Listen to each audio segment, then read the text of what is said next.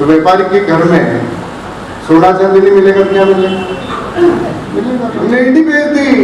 मैं तो कह रहा हूँ तीनों सेनाओं को भेज दो ना। वहां के लोग डरते होंगे किरोड़ी से। दिनेश कोटनिया बागड़ का आदमी डरने वाला नहीं, और चुनाव लड़ूंगा वहां सवाई माधोपुर में उनके सामने।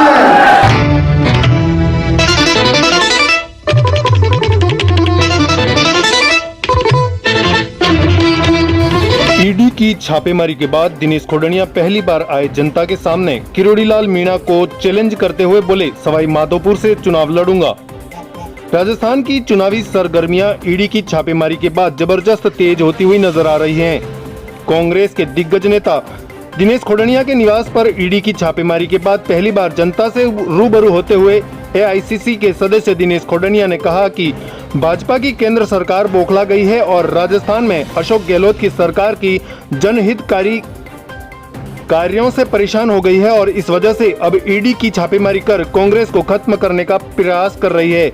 लेकिन घबराने की जरूरत नहीं है, क्योंकि ईडी की छापेमारी के बाद उन्हें कुछ भी हासिल नहीं हुआ। उन्होंने और भी हमारी लोकप्रियता को बढ़ा दिया है। किरोड़ीलाल मीणा के बयान पर जबरदस्त भड़कते हुए बोले कि इसका जवाब जरूर दिया जाएगा और वे किरोड़ीलाल मीणा के खिलाफ हाईकोर्ट में मानहानि का मुकदमा भी दर्ज करेंगे। साथ ही उनकी धरती सवाई माधोपुर पर जाकर अकेले इसका जवाब भी देंगे और उन्हें खुला चैलेंज करते हुए यह तक कह दिया कि किरोड़ीलाल मीणा के सामने सवाई माधोपुर से चुनाव भी लड़ेंगे। उनके इस बयान के बाद चुनावी सियासत और भी गर्मा गई है। ईडी की कार्रवाई के बाद आज सवेरे सुरभि कार्यालय में उन्होंने कांग्रेस कार्यकर्ताओं के सामने यह बात कही।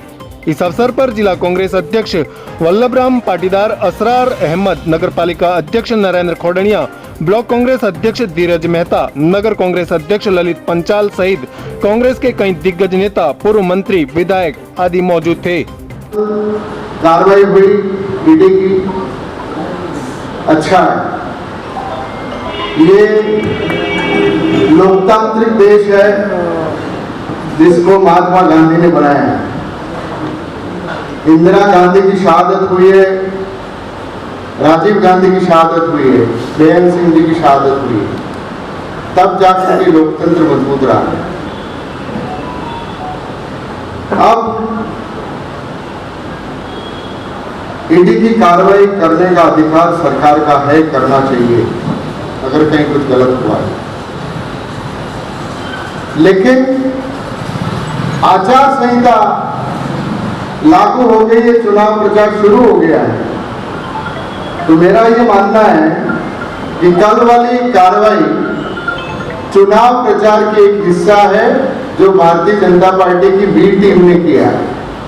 बी टीम ने किया ये किसी भी तरीके से ईडी को, इनकम टैक्स वालों को बेच करके कांग्रेस के कार्यकर्ताओं को, नेताओं को और वागड़ मेवाड़ में हो रहे विकास को रोकने का इनका षड्यंत्र है। कल मुझे पता चला, मैं उदयपुर में था, कि साहब आपके घर पे ईडी का छापा पड़ गया। मेरे बेटे का फोन आया कि पापा ये ईडी वाले अंकल आए, आपसे बात करना चाहते हैं। मैंने कहा कराओ। तो साहब हम क्या आपके घर की तलाशी लेना चाहते हैं। मैंने कहा घर खुला पड़ा, तलाशी। उन्होंने कहा आपके जयपुर के मकान में भी हमारे अधिकारी पहुंच गए, उसकी चाबी नहीं है। मैंने कहा मैं तोड़ने का अधिकार देता हूं कि गेट तोड़ दीजिए। मैंने कहा तोड़ने वाला नहीं है तो सुथार में भेज देता हूं। तो सुथार भी मैंने भेजा कि भाई गेट तोड़ दे और अंदर कुछ पड़ा है तो उनको दे दे, चिंता नहीं है। मुझे कहीं फोन आए, दिनेश जी आप छापड़ा मत जाओ। मैंने कहा क्यों नहीं जाऊं, क्यों नहीं जाऊं? भागता कौन है? जिसने चोरी की हो, जिसने बदमाशी की हो, जिसने अपराध किया है, वो ईडी से और पुलिस से भागेगा। कांग्रेस के लोग भागेंगे क्या? मैंने कहा आ रहा हूं मैं। उनके पास ये था, मैं आया कि आपके जयपुर में एक मकान है। मैंने कहा नहीं, मेरे 2 मकान। वो तो हमारे पास रिकॉर्ड करेगा, मैं दे रहा हूं ना। उसकी रजिस्ट्री कहाँ मैंने कहा वही पड़ी है, उसकी चाबी कहाँ मैंने कहा वही पड़ी है, पीछे पड़ा, पीछे मकान है, जाकर के वहां भी देख लो। कौन ना कह रहा, कौन ना कह रहा। लेकिन साथियों आपको समझने की जरूरत है, जैसे हमारे सब वरिष्ठ नेता कह रहे हैं कि लोकतंत्र को खत्म करने की ओर ये लोग कर रहे हैं। जिन लोगों ने इनको सलाह दी है वो अच्छी सलाह दी, अच्छी सलाह दी। उदयपुर डिवीजन के अंदर काम करना चाहते हैं हम सब मिलकर, जो विकास उनके वहां हुए नहीं वो कर रहे हैं गांव गांव जाकर। तो आप करते हैं 6-8 महीने पहले, 6-8 महीने पहले जिस दिन बाबूलाल कटारा को गिरफ्तार किया, आपके पास जेल में है, ईडी में है, आपने तब पूछताछ के लिए क्यों नहीं बुलाया भाई?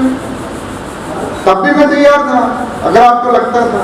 आप आचार संहिता लागू होने के बाद 15 दिन बाद चुनाव है, इसलिए मुद्दा मिले और कांग्रेस का नेतृत्व यहाँ खत्म हो, तो नए युवा नेतृत्व जो पैदा हो रहा है उसके ऊपर अटैक करने का काम भारतीय जनता पार्टी कर रही है।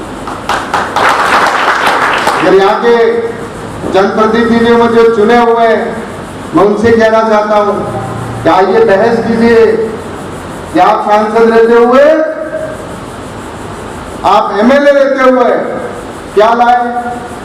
मेरा कांग्रेस का एक एक कार्यकर्ता आपको जवाब देने के लिए तैयार है, मुझे तो आने की जरूरत नहीं है। हर गांव के अंदर घेरेंगे इनको, कोई चिंता नहीं। ये साथियों मुझे तो लगता है किरोड़ी लाल जी मीणा साहब कल बहुत बोल रहे थे, बहुत जम के। किरोड़ी लाल जी आज आ रहा हूं जयपुर, चिंता मत करो, चिंता मत करो किरोड़ी लाल जी, मैं जयपुर नहीं आ रहा हूं, सवाई माधोपुर भी आ रहा हूं जहां से तुमको टिकट मिली। कौन ब्लैकमेल की राजनीति कर रहा है और कौन महात्मा गांधी के आदर्श के ऊपर देश के विकास की बात कर रहा है, उसका जवाब सवाई माधोपुर में दूंगा।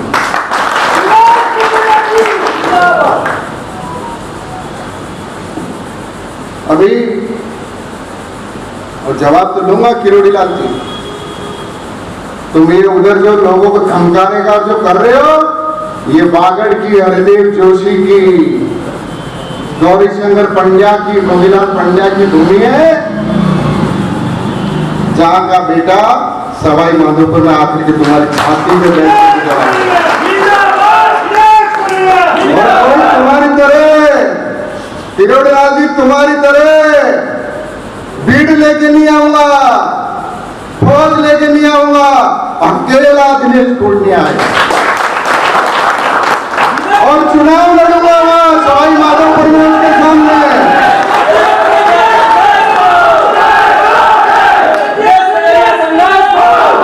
दिनेश कोटनी सवाई माधोपुर में चुनाव लड़ेगा और किरोड़ी लाल मीणा को मैं चैलेंज करता हूं कि अगर वाकई आदिवासियों का भला चाहता है तो आकर के सागवाड़ा में 84 में चुनाव लड़के देख ले, तेरी जमानत तक नहीं करा सकते। ये बागड़ की धरती बुजदिलों की धरती नहीं है, वहां के लोग डरते होंगे किरोड़ी से। दिनेश कोटनिया बागड़ का आदमी डरने वाला नहीं। और साथियों आज जा रहा हूं, चुनाव भी लड़ूंगा और उसने जो कल कहा है हाई कोर्ट में उसके खिलाफ मानहानि का दावा भी करूंगा, मानहानि का दावा भी करूंगा। मेरे वकील ने बैठे उसके स्टेटमेंट को, हाई कोर्ट जा रहा हूं, अब जोधपुर जा रहा हूं। खत्म कर दिया जाता कह रहे हैं कौन चेयरमैन बा, अच्छा आरपीएससी का चेयरमैन मेरे कहने पे चल रहा है। शर्म आनी चाहिए, इतना वरिष्ठ नेता है, इतने वरिष्ठ नेता को ऐसे शब्द ठीक लगते हैं। ये ब्लैक मेलिंग के धंधे किरोड़ी लाल जी जयपुर में करिए, वागड़ में नहीं चलेगा। ये वागड़ की धरती हमारे आदिवासी भाइयों की धरती, मामजी महाराज की धरती, गोविंद गुरु की धरती है। उस धरती के अंदर हरिदेव जोशी, मोहनलाल सुखाड़िया जैसे कई नेता पैदा हुए हैं जिसने देश को आजादी दिलाई है। तो हमारी उन धमकियों से डरने वाला नहीं हूं मैं, न वागड़ का एक आदमी है। ये साथियों, चिंता करने की जरूरत नहीं, संघर्ष है। व्यापारी हूं तो व्यापारी के घर में सोना चांदी नहीं मिलेगा, क्या मिलेगा? मिलेगा भाई। हाँ, मैंने कहा अनिति से कमाया, तुम बता दो, तुमने ईडी भेज दी। मैं तो कह रहा हूं तीनों सेनाओं को भेज दो ना यार। कौन ना कह रहा? और राजनीति से चलोगे तो जवाब मिलेगा। आइए, कोई चिंता नहीं, कोई डरने की जरूरत नहीं। बाबूलाल कटारा को तो दिनेश टूटनिया ने बनवाया। अरे भाई, हमारे इस आदिवासी क्षेत्र के अंदर कांग्रेस पार्टी की हमेशा बात रही है कि आदिवासी क्षेत्र को प्रतिनिधित्व मिलना चाहिए, हमेशा मिलता। हमारी कमला जी रही हैं, हमारे शंकर सिंह जी रहे। तो मुख्यमंत्री जी की और कांग्रेस पार्टी की सोच थी कि आदिवासी क्षेत्र का कोई व्यक्ति आरपीएससी के अंदर बिठाया सकता। सारे जनप्रतिनिधियों ने, सारे जिला अध्यक्ष, सारे ब्लॉक अध्यक्षों ने कांग्रेस पार्टी से निवेदन किया था। और एक के लिए नहीं, कई लोग आए थे। बाबूलाल जी का भी रिकमेंड किया, किसी ने डायलाल जी का किया, किसी ने बामनिया जी का किया, किसी ने किसी का किया। तो सबने संयुक्त रूप से वहां पर किया। उसमें किसी एक व्यक्ति का क्या लेना देना? और अगर किसी ने गलती की है, हो जाना। बनाने का काम सरकार का था, बना दिया। लेकिन सरकार की मंशा आदिवासी क्षेत्र के एक आदिवासी को वहां पर बिठाने की, बिठाया। तो ये चलते हैं कि आदिवासी क्षेत्र का आदमी कैसे बढ़ रहा है, आदिवासी क्षेत्र का नेता कैसे आगे बढ़ रहा है। ये सब चीजें भारतीय जनता पार्टी के लोगों को पच नहीं है। इसलिए मैं सबसे निवेदन करना चाहता हूं कि कोई चिंता करने की जरूरत नहीं, कोई चिंता करने की जरूरत नहीं।